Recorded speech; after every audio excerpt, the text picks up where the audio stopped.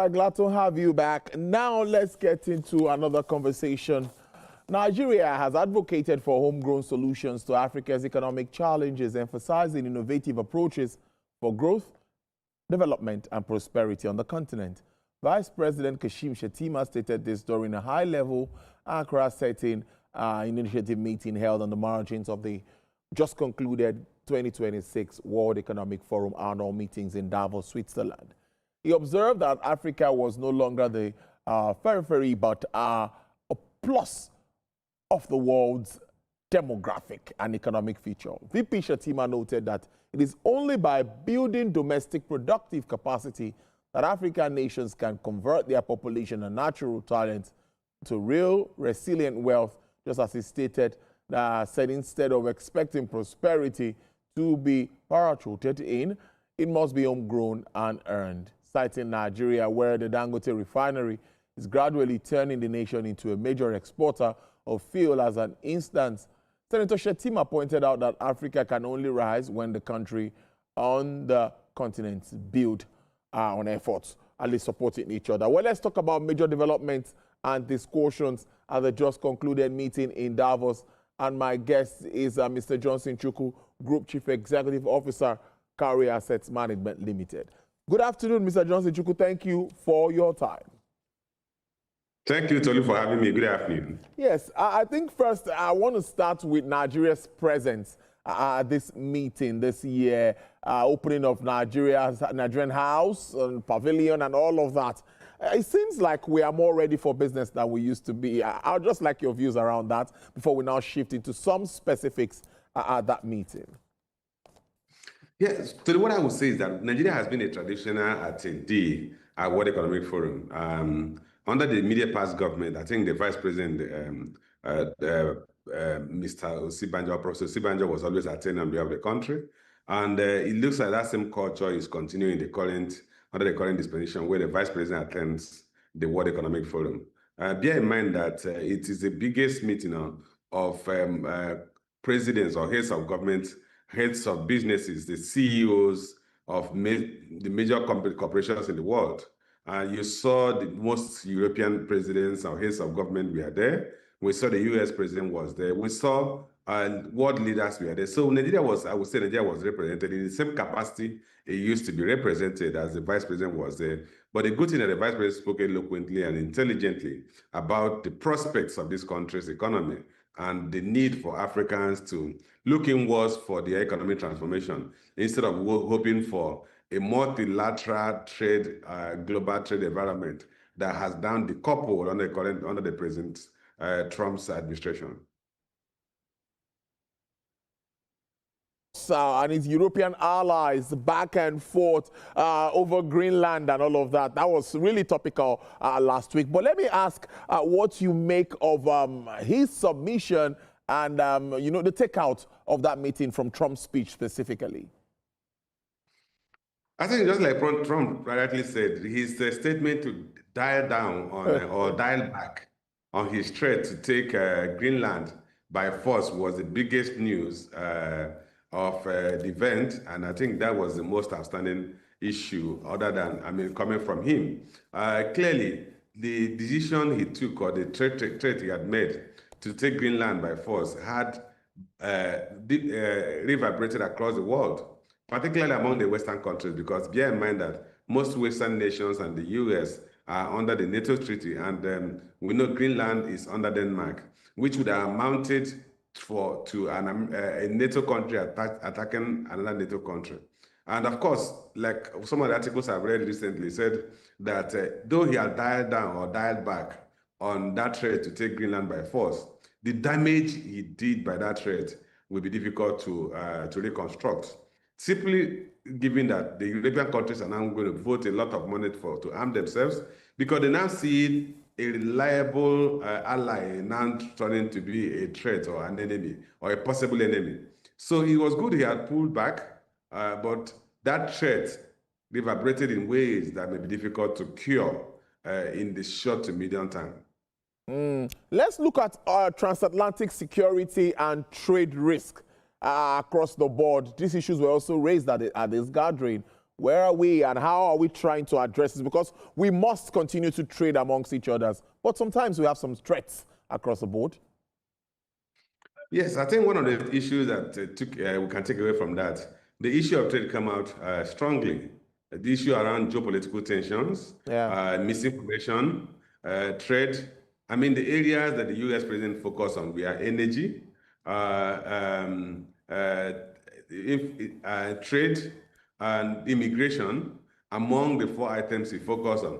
So clearly, trade will continue to be central. Of course, we know the concept of global economic structure is built around trade, multilateral and bilateral trade, because nobody is an island. And we also have built a global macroeconomic framework on what we call comparative advantage, where countries trade, buy what they cannot produce comparatively cheap, and they export what they can produce comparatively cheaper than others. So, but what we're going through today has actually put a huge question mark on that global trade architecture. And we can't take away the fact that nobody can exist as an island.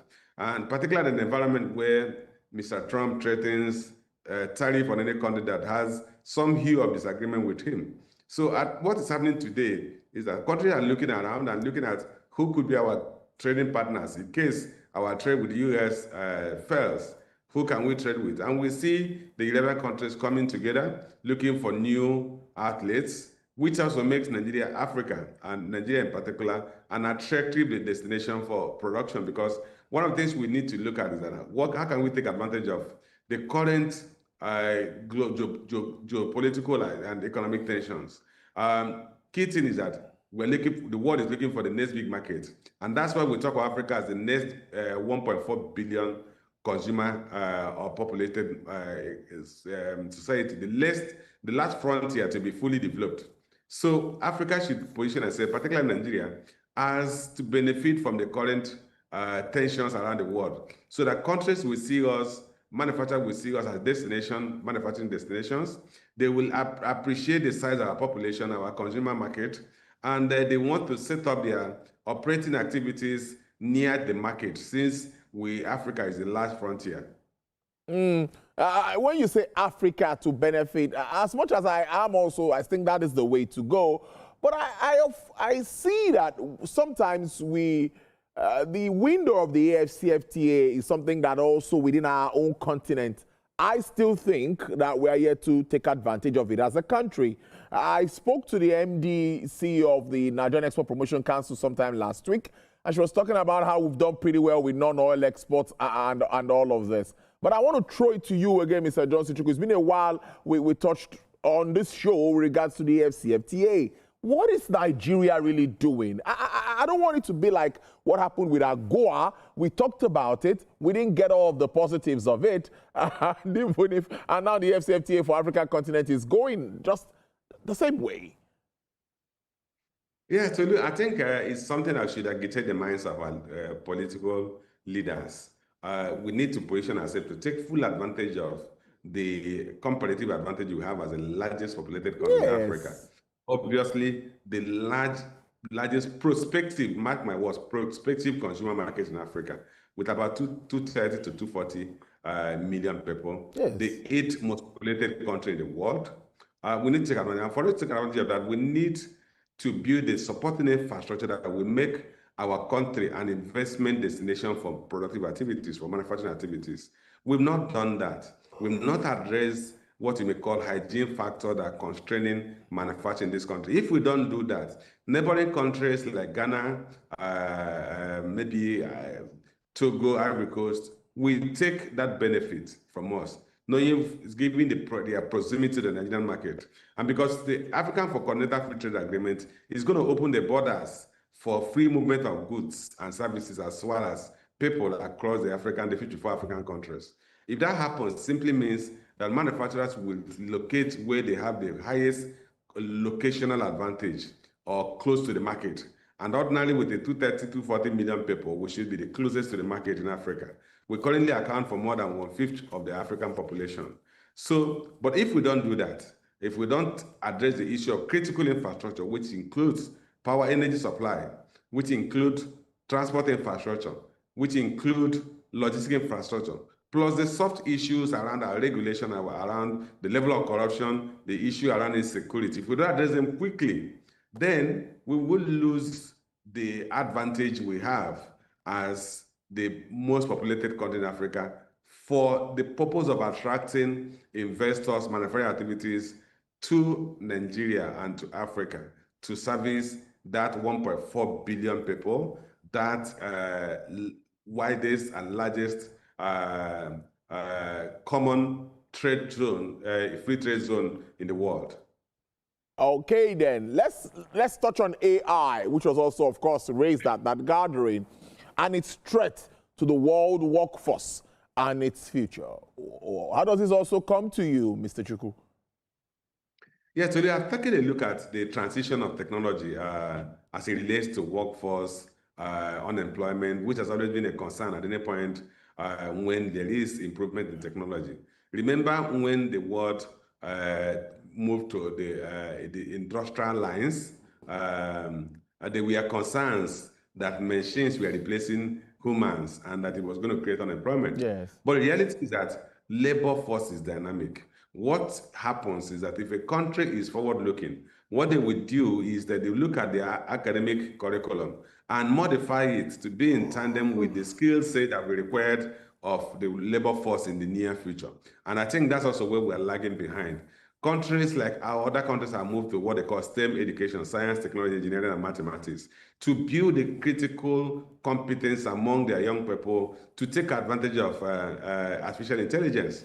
But if you don't, and you still continue to rely on manual labor and repetitive jobs, which can be programmed on any artificial and any machine, then that's when the labor will become structurally unemployed because the people you have may not have the skills that are required of the new industrial age or new technology age or new AI age. But if you train appropriately at from the infancy level, from the nursery schools, the kindergarten, up to the university level, you will be surprised that AI will not displace the labor force in your country. It will not displace employment in your country, but rather create more employment. All right, then. But then before I let you go now, our investment climate, it's a new year, and we've seen that drive for investment. And even at the World Economic Forum, I'm sure that was also brought to the fore, considering reforms, ongoing reforms in Nigeria. Now, what would be your own outlook? I knew there was an outlook event by Carry Assets, but what is your outlook for Nigeria's economy in 2026, and what are the fundamentals you're looking at for you to come up with this outlook? Okay, so you had the opportunity to come and listen to that last 2 weeks, but you failed. So you're not going to get yours now. You were given the benefit to come to our quarterly economic discourse, where we had some of the best brains in the country. We had Taiwo Oyedele, we had Dr. Mrs. Chinyere, Amola. we had Dr. Alhaji Omar Okwarianga, and my good self. Well, they will talk about this. But just for the relationship we have, what I would tell you is that... All right, go ahead. what I would tell you is that the macroeconomic environment is going to remain relatively stable this year. We think the outlook for the economy is still strong. We don't think we will achieve a 4.4% that is being projected by the World Bank. We think in the region of 4% is possible, principally because we are going to move into an election mode as we move towards the end of this year. Bear in mind that this is a pre-election year and the election is the early part of next year. And we even identify some sector that will benefit from the election-related activities, the textile industry, the entertainment industry, the communication industry, media houses like yours. You're going to make tons of money this year because almost all those who are interested in political office will come to you, flock to you for adverts. So we identify sectors that boast strong prospects this year. We think on the converse that depending on the actions of the central bank, local colleges come under pressure because foreign capital flow in form of foreign portfolio investment may slow down as we move closer to the election period. But all said and done, we think the macroeconomic environment will remain relatively stable in 2026. All right, then, Amos, thank you so much. It's a good way to live it this Monday afternoon. Mr. Johnson Chukwu is Group Chief Executive Officer, Cowrie Assets Management Limited. Thank you so much. And it's a Monday, busy day, but thanks for joining the program. We appreciate this. Thank you for having me.